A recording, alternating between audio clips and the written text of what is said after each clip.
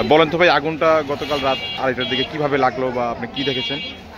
রাত্রে আমরা এলাকার ভিত্তিতে ই করছি, কিন্তু এটা জানি না। সকালে যখন আমি উঠে দেখি কি আগুন না, তখন আমি তৎকালীন 6:30টার সময় আমি এখানে আসার পর শুনে 2:30টার দিকে আগুন লাগছে। আমি বললাম আগুনটা কীভাবে লাগলো, এখানে না কি যেন একটা হোটেল না রুটি বাজে, ওখান থেকে নাগাদ সম্ভব হচ্ছে, এইটাই ছিল। কিন্তু হাবিব ভাইয়ের দেখে এখান থেকে যখন পড়ছে তখন হলো আপনার যাই ফায়ার সার্ভিসে খবর দিয়েছে। খবর দেওয়ার পরে আসে তারা ওর নিয়ন্ত্রণে আসে অগ্নিকাণ্ড।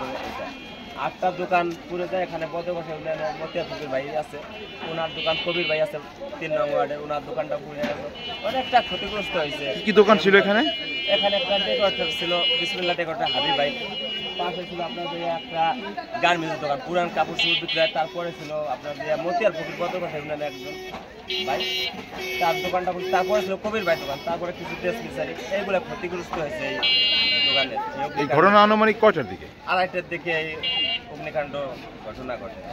তারপরে আপনার এটা নিয়ন্ত্রণ আসে কখন আগুন? নিয়ন্ত্রণে এই দেখার পরে ওখানে ফুয়াদ মেয়ার যে বাইক নিয়ে নাকি ফায়ার সার্ভিসে ফোন দেওয়ার পরে তারা আসার পরে এখানে আবার একটা আপনাদের গ্যাস সিলিন্ডার একটা বিস্ফোরণ হয়েছে।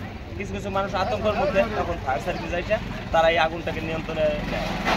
এমনি মানে কারো কোনো শারীরিক কোনো ক্ষয়ক্ষতি হয়েছে? কোনো মানুষের কোনো শারীরিক কোনো সমস্যা নেই। তাদের যে জানমাল যে অর্থ সম্পদ যে এইগুলা ভাই অগ্নিকাণ্ডতে ধ্বংস হয়ে গেছে। ক্ষতির পরিমাণ কিরকম ধারণা করেন আপনারা?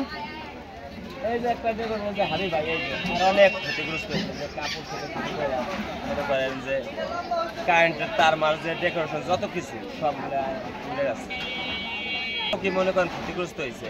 এরা তাদের চিন্তা কিভাবে আগামীতে আবার এই নিয়ে উঠবে। মানুষের একটা আকার